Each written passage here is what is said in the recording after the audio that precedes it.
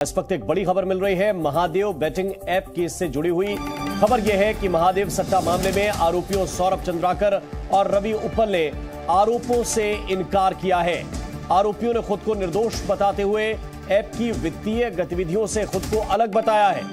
इन आरोपियों ने मीडिया पर गलत छवि दिखाने का आरोप लगाया। दोनों आरोपियों ने ईडी से जांच में सहयोग का दावा किया है। आपको बता दें कि शुभम सोनी नाम के शख्स ने एक वीडियो जारी करके खुद को महादेव ऐप का मालिक बताया था और शुभम ने यह भी कहा था कि सौरभ चंद्राकर और रवि उप्पल उसके कर्मचारी के तौर पर काम करते थे। अब ये जो बयान जारी किया गया है उसमें यह बताया है इन दोनों ने, यानी कि सौरभ ने और रवि उप्पल ने, कि जो आरोप उनके ऊपर लगाए जा रहे हैं वो सही नहीं है। उन्होंने खुद को निर्दोष बताया है और ऐप की जो वित्तीय गतिविधियां हैं उससे खुद को अलग बताया है। यह भी दावा किया है कि वो ईडी की जांच में सहयोग कर रहे हैं। तो महादेव सट्टा मामले में आरोपियों ने सफाई दी कि महादेव बुक यानी कि ऑनलाइन सट्टेबाजी से उनका कोई लेना देना नहीं है। गैर कानूनी सट्टेबाजी ऐप का फाउंडर या प्रमोटर बताने के लिए आरोपों को तोड़ा और मरोड़ा गया है, यह आरोपियों ने सफाई दी है।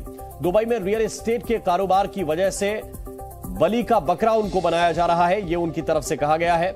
जांच में सहयोग कर रहे हैं, हम इससे भाग नहीं रहे हैं, यह भी आरोपियों ने कहा है कि वो ईडी की जांच में सहयोग कर रहे हैं। हमें गलत तरीके से इस मामले में घसीटा गया है, यह कहना है इन दोनों का।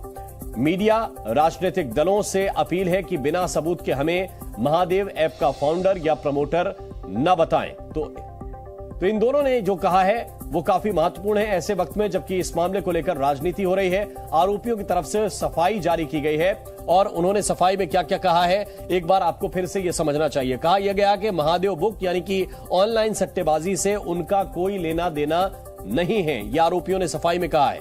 गैर कानूनी सट्टेबाजी ऐप का फाउंडर या प्रमोटर बताने के लिए आरोपों को तोड़ा मरोड़ा गया है, यानी कि इनको घुमा के यह बताया जा रहा है कि ये प्रमोटर है इस ऐप के। दुबई में रियल एस्टेट के कारोबार की वजह से इनको बलि का बकरा बनाया गया है और उन्होंने यह भी कहा कि वो जांच में सहयोग कर रहे हैं, इससे भाग नहीं रहे हैं। उनका दावा है कि वो ईडी की जांच में पूरा सहयोग कर रहे हैं और आगे भी सहयोग करेंगे।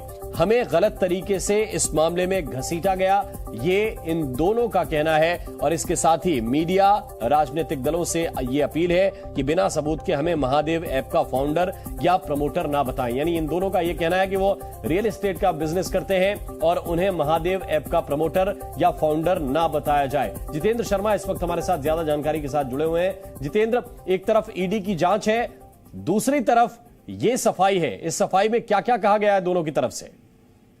देखिए राम, ये जो दो आरोपी हैं सौरभ चंद्राकर और रवि उप्पल, ये दोनों इस समय चार्जशीटेड आरोपी हैं। ईडी ने महादेव बुक चलाने के आरोप में इनके साथ साथ 14 आरोपियों को, यानी कि कुल 14 आरोपियों के खिलाफ चार्जशीट दाखिल की है, जिसमें रवि उप्पल और सौरभ चंद्राकर को मुख्य आरोपी बताया गया है कि यही लोग जो हैं महादेव ऑनलाइन सट्टेबाजी ऐप को चला रहे हैं। लेकिन जिस तरह से शुभम सोनी ने कल बयान दिया और कुल एक वीडियो जारी किया जिसमें उसने कहा कि वही महादेव ऐप का असली मालिक है और वही चला रहा है, और उसने ये आरोप भी लगाया कि उसने छत्तीसगढ़ के मुख्यमंत्री को 508 करोड़ रुपए दिए। इसी बीच में इन दोनों आरोपियों का बयान आता है, ईमेल के जरिए मीडिया हाउसेस को बयान दिया जाता है, जिसमें कहते हैं कि इन्होंने खुद ही ये जांच करके पता लगाया कि क्यों उनके नाम सामने आ रहे हैं और असली मालिक कौन है। इन दोनों ने बताया कि शुभम सोनी ही असली मालिक है महादेव ऐप का और इन दोनों का नाम जो है बदनाम करने की कोशिश की जा रही है। इन दोनों ने अपनी सफाई में ये भी कहा कि ये दोनों छत्तीसगढ़ के भिलाई का रहने वाले हैं, लेकिन वहां से ये दुबई शिफ्ट हो गए थे और वहां पर रियल एस्टेट का कारोबार करते हैं। सौरभ चंद्राकर ने बताया कि पहले वो जूस फैक्ट्री के नाम से जूस की दुकान चलाता था, करीब 25 उसकी ब्रांचेस थी। वहीं रवि उप्पल जो है कंस्ट्रक्शन का कारोबारी था और बाद में जाकर के वो दुबई शिफ्ट हो गया था। तो यानी कि एक तरह से कह सकते हैं कि इन दोनों ने खुद को महादेव ऑनलाइन बुक से अलग कर लिया है। इनका कहना है कि इन दोनों का कोई उसमें किसी भी तरह की भूमिका नहीं है और साथ साथ जिस तरह से उनके ऊपर एलिगेशन लगाए जा रहे हैं उसको लेकर के वो ईडी, क्योंकि इस मामले की जांच कर रही है, उसके साथ सहयोग कर रहे हैं। और क्योंकि इनके खिलाफ चार्जशीट दाखिल हो चुकी है, अब देखना ये होगा कि ईडी आगे किस तरह से इन दोनों के खिलाफ आगे मामले को लेकर के जाती है। हालांकि चार्जशीट दाखिल हो चुकी है, अब मामला जो है वो कोर्ट में आ चुका है। बिल्कुल, अब मामला कोर्ट में है। बहुत बहुत शुक्रिया, बहुत बहुत धन्यवाद जितेंद्र आपका इस पूरे अपडेट के लिए।